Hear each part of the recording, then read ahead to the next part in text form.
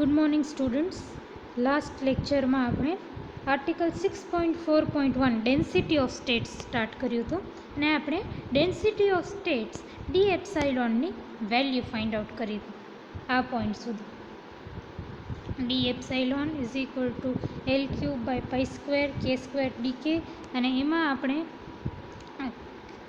આ કે સ્ક્વેર છે તો આ કે જે આપણે મળેલો હતો એનો સ્ક્વેર કરીને વેલ્યુ પુટ કરી, that is 2m by H cross square epsilon, અને પછી આ ડી કેની વેલ્યુ પુટ કરી 2m by H cross square raise to half epsilon raise to minus half D epsilon.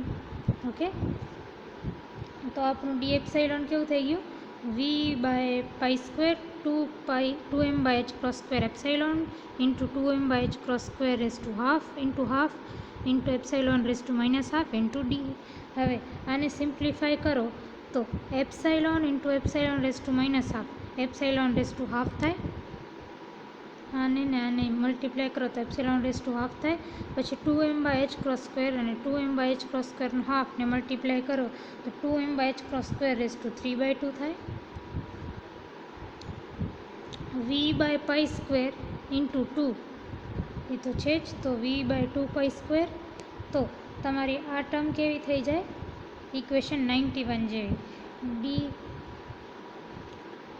અને આમાં D epsilon D E is equal to V by 2 pi square 2m by H cross square 3/2 raise to 3/2 E raise to half D epsilon.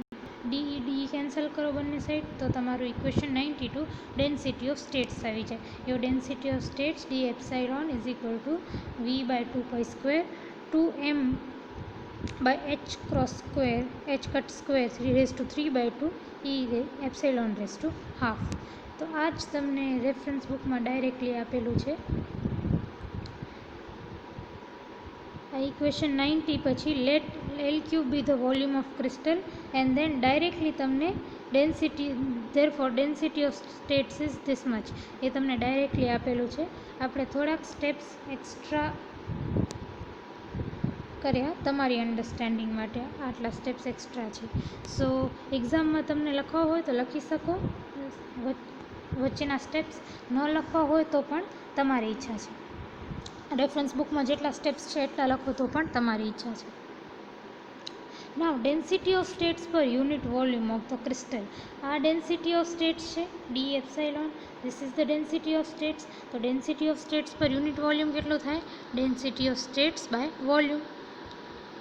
તો આ ઇક્વેશનને બંને side વોલ્યુમથી divide કરો તો D epsilon by V capital V is equal to આ વીને આ વી કટ થાય તો ઉપરથી વી નીકળી જશે, તો 1/2 pi square divide into 2m by H cross square raise to 3/2 epsilon raise to half. આ તમારો શું થશે? Density of states per unit volume of the crystal. So we found out what we required, density of states and density of states per unit volume of the crystal. That is what we wanted in article 6.4.1. Now we'll go to article 6.4.2, that is the free electron gas at 0 Kelvin. 0 Kelvin ઉપર free electron gas study કરશું. At absolute zero temperature, all the electrons are filled in the orbitals below the Fermi level. At T is equal to 0, all the electrons are filled below the Fermi level EF. See the article 6.3. હવે article 6.3 fermi energy જ્યારે હું તમને કરાવતી હતી ત્યારે તમે જોયું હશે કે T ઇઝ ઇક્વલ ટુ 0 ઉપર કન્ડિશન્સ શું હતી?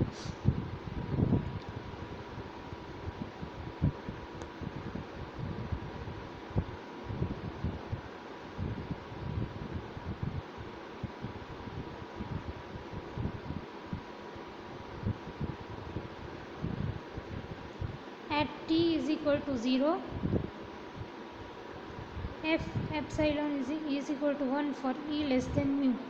આ એક કન્ડિશન હતી કે E less than mu, આ મ્યુ શું છે? કેમિકલ પોટેન્શિયલ, અને mu is also your limit t tends to 0, mu is also your EF એટલે આપણું ફર્મી લેવલ. અને આપણે એ પણ જોયું હતું કે the energy value of highest populated level at t is equal to 0 coincides with the chemical potential. The level is designated as Fermi level.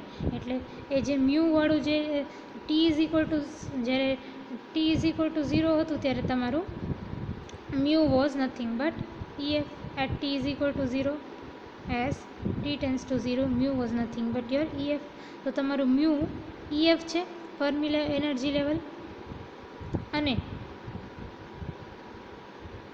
જ્યારે E less than mu છે ઓર આ કન્ડિશન જુઓ તો E લેસ દેન મ્યુ કે પછી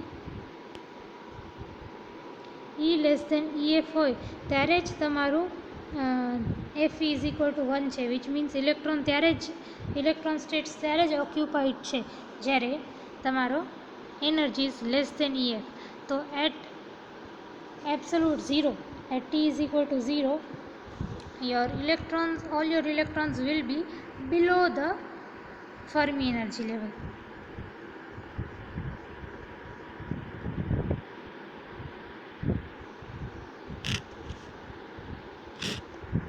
તો એ જ વસ્તુ લખી છે કે જ્યારે એબ્સોલ્યુટ 0 ટેમ્પરેચરનું હશે ત્યારે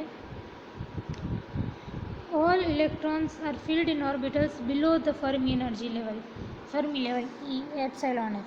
તો આના નીચે જે પણ લેવલ્સ હશે ને એનામાં તમારા જે પણ ઓર્બિટલ્સ હશે એનામાં ઇલેક્ટ્રોન હશે, ફર્મી લેવલના ઉપર ઇલેક્ટ્રોન્સ નહીં હોય. ફરીથી સમજો, એબ્સોલ્યુટ 0 ટેમ્પરેચર ઉપર ફર્મી લેવલથી નીચેના ઓર્બિટલ્સમાં ઇલેક્ટ્રોન્સ હશે, એના ઉપરના ઓર્બિટલમાં ઇલેક્ટ્રોન્સ નહીં હોય. Now total number of electrons is given by total number of electrons capital N ની તમને ઇક્વેશન આપી છે. Integration 0 to epsilon f d epsilon into f epsilon d epsilon. Okay, હવે આ ક્યાંથી મેં આ મલ્ટિપ્લિકેશન શું કામ કર્યું એક વસ્તુ સમજો. નંબર ઓફ ઇલેક્ટ્રોન્સ તમે કઈ રીતે ફાઇન્ડ આઉટ કરી શકો? Number of electrons is equal to number of, આ તો આપણે એક્સ્ટ્રા જોઈએ છે ખાલી સમજવા માટે તમારા, કે number of electrons is equal to number of states into probability of electron being in each state. હવે કેટલા ટોટલ નંબર ઓફ ઇલેક્ટ્રોન્સ છે એ કેવી રીતે ફાઇન્ડ આઉટ કરી શકો? સૌથી પહેલાં તો ટોટલ નંબર ઓફ સ્ટેટ્સ કેટલા છે એ ફાઇન્ડ આઉટ કરવું પડે, અને દરેક સ્ટેટમાં એ ઇલેક્ટ્રોન હોવાની પ્રોબેબિલિટી કેટલી છે એનાથી મલ્ટીપ્લાય કરવું પડે. ધારો કે મારા પાસે 2 સ્ટેટ્સ છે અને પ્રોબેબિલિટી છે કે બંનેમાં ઇલેક્ટ્રોન હોઈ શકે. ધારો કે આપણી પાસે નંબર ઓફ સ્ટેટ્સ 2 સ્ટેટ્સ છે આપણી પાસે, અને મારા પાસે 100% પ્રોબેબિલિટી છે કે બંને સ્ટેટમાં તમારા પાસે ઇલેક્ટ્રોન છે. આ 2 સ્ટેટ છે અને 100% પ્રોબેબિલિટી છે કે બંનેમાં ઇલેક્ટ્રોન છે. 100% પ્રોબેબિલિટી એટલે આમાં એક ઇલેક્ટ્રોન છે અને આમાં એક ઇલેક્ટ્રોન છે, બંનેમાં 100% પ્રોબેબિલિટી છે. Probability of electron being in that state, આ સ્ટેટમાં હોવાની પ્રોબેબિલિટી 100% છે. 100% પ્રોબેબિલિટી એટલે તમે 1 કહી શકો, પ્રોબેબિલિટીને 1 કહી શકો, કારણ કે પ્રોબેબિલિટી એઝ તમે 0 to 1 ના વચ્ચે ડિફાઇન કરો. અગર ન હોય ખબર છે નથી તો 0, અને પ્રોબેબિલિટી 100% અગર પ્રોબેબિલિટી હોય તો આપણે પ્રોબેબિલિટીને 1 કહીએ. તો તમે શું કરો, number of states 2 into 1, so number of electron is 2, તો 2 ઇલેક્ટ્રોન્સ છે 2. Okay, so now number of states કેટલા સ્ટેટ્સ છે એ કોનાથી ખબર પડે? ડેન્સિટી ઓફ સ્ટેટ્સથી. નંબર ઓફ સ્ટેટ્સ કોનાથી ખબર પડે? ડેન્સિટી ઓફ સ્ટેટ્સથી. આપણે જે ડેન્સિટી ઓફ સ્ટેટ્સ 6.4.1 માં ડિરાઈવ કર્યું કે ટોટલ નંબર ઓફ સ્ટેટ્સ એને પછી આપણે આગળ જઈને શું કીધું હતું, ડેન્સિટી ઓફ સ્ટેટ્સ, તો મેં નંબર ઓફ સ્ટેટ્સની જગ્યાએ density of states D epsilon વાપર્યું, અને probability of electron being in that state, આ પ્રોબેબિલિટીને મેં એપ્સાઇલોન વાપર્યું. કઈ રીતે, તો તમે 6.3માં ફર્મી એનર્જીવાળું ફર્મી ડિરાક ડિસ્ટ્રીબ્યુશન ફંક્શનનું ડેફિનેશન જુઓ.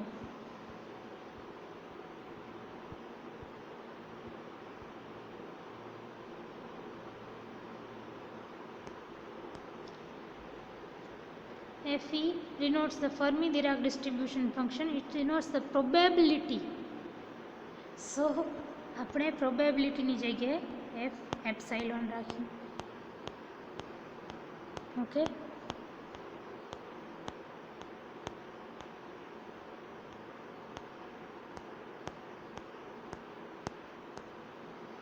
હવે total number of electrons find out કરવા મેં શું કર્યું, integration from 0 to epsilon F, 0 to epsilon F, કારણ કે આપણે ટીલ એપ્સાઇલોન એફ સુધી જ તમને તમારા ઇલેક્ટ્રોન્સ ક્યાંથી છે, they are field in the orbitals below fermi level EF, એટલે તમે 0થી ચાલુ કરો તો EF સુધી જ તમારા લેવલ્સમાં ઇલેક્ટ્રોન્સ છે, ઉપર નથી, એટલે 0 to EF your integration is going from. So total number of electrons n is equal to integration of over 0 to EF dE Fe dE. That is your equation 94.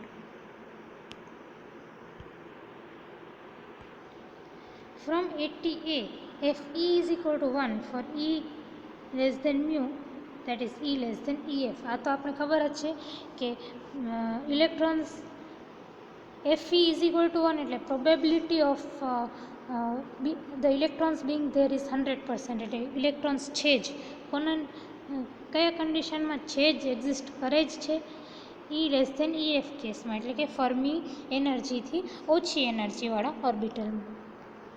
આપણે 6.3માં પણ જોયું હતું. તો આ Feની જગ્યાએ હું 1 સબસ્ટિટ્યૂટ કરી દઉં, અને આ DEની જગ્યાએ હું ડેન્સિટી ઓફ સ્ટેટ્સ આ સબસ્ટિટ્યૂટ કરી દઉં. તો integration over 0 to EF V by 2 pi square into 2m by h cross square raised to 3 by 2 e raised to half into 1 into DE. Okay, now હવે તમે જુઓ તો આ આટલી વેલ્યુ જે છે એ કોન્સ્ટન્ટ છે, એ કોન્સ્ટન્ટ છે એટલે મને બારે લઈ આવીશ. So capital N is equal to V by 2 pi square into 2m by h cross square raised to 3 by 2. પછી ઇન્ટિગ્રેશનમાં શું બચશે, e raised to half DE ઇન્ટિગ્રેશનમાં. So integration 0 to EF e raised to half DE.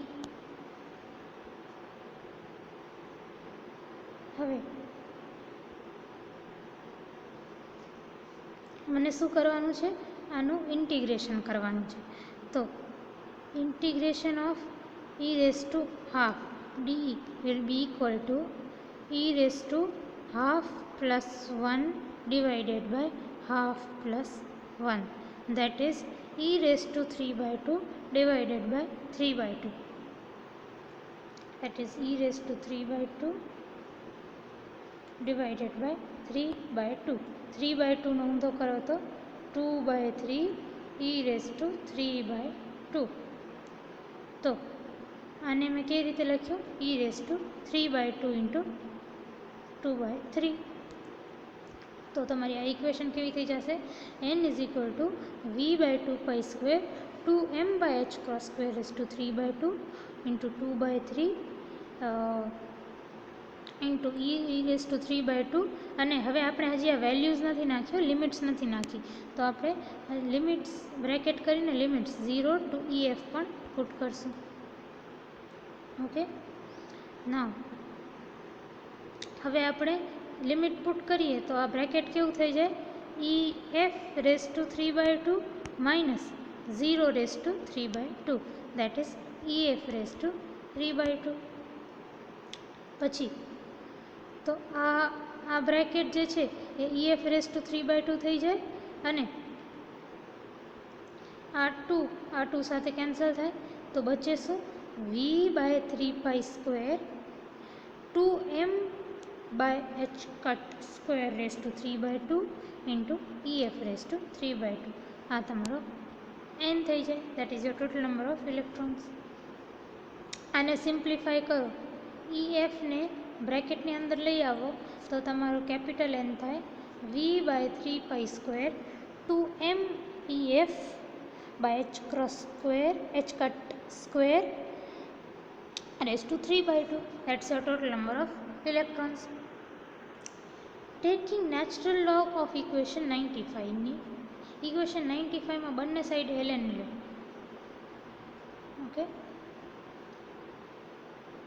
ln n is equal to ln of this much, that is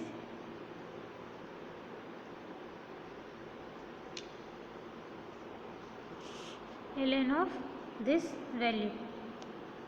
હવે ln xy is equal to ln x plus ln y. હવે V/3π² 2m/h² એને અલગ રાખો અને EF okay આ રીતે consider કરો.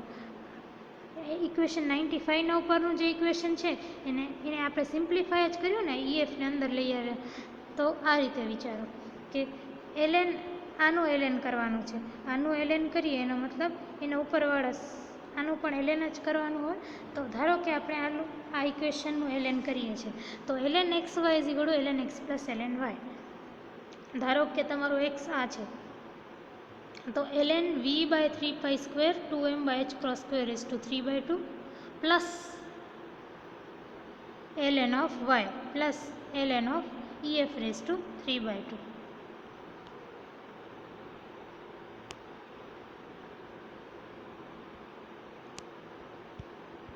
Okay, so ln n is equal to ln V into 3/π² 2m/h² raised to 3/2 plus ln EF raised to 3/2.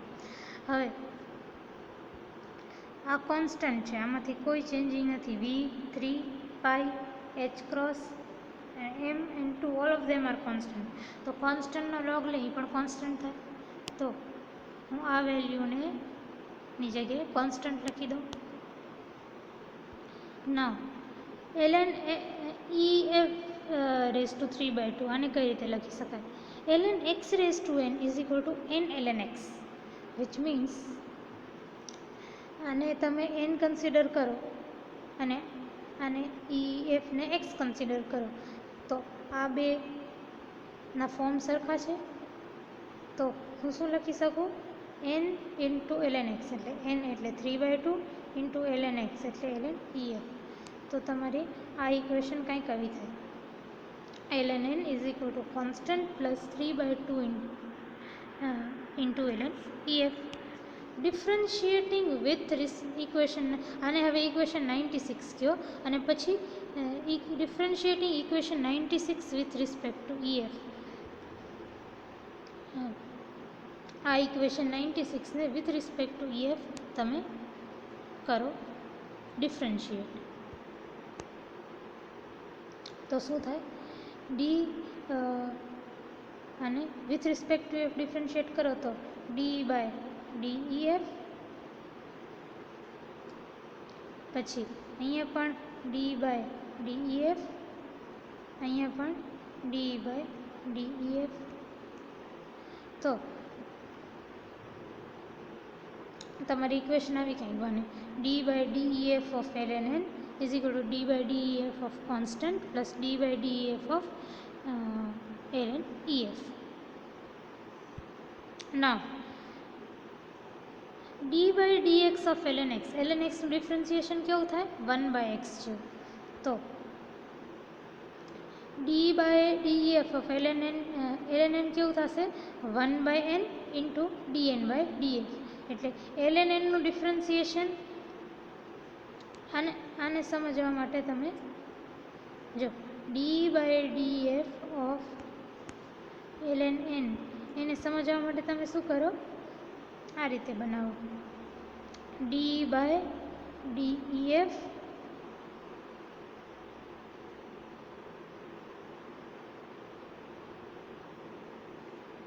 D by okay. Chain rule યાદ છે? Chain rule